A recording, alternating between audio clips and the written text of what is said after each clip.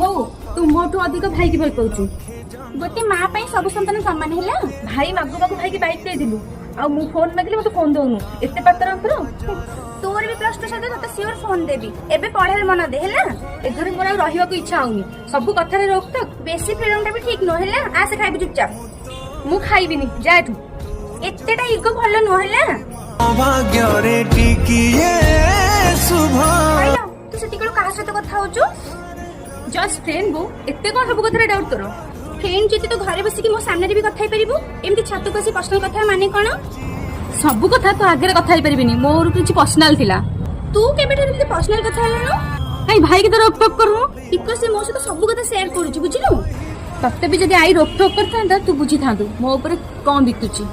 ଠିକ କହିଲୁ। ମୋ ଅନମ୍ୟାରେଡ ସମୟରେ ମତେ ବି ମୋ ବୋଉ ଏମିତି ରୋକ ଠୋକ କରୁଥିଲା, ଆଉ ତତେ ଯେମିତି ବି ଲାଗୁଛି ମତେ ବି ସେମିତି ଲାଗୁଥିଲା।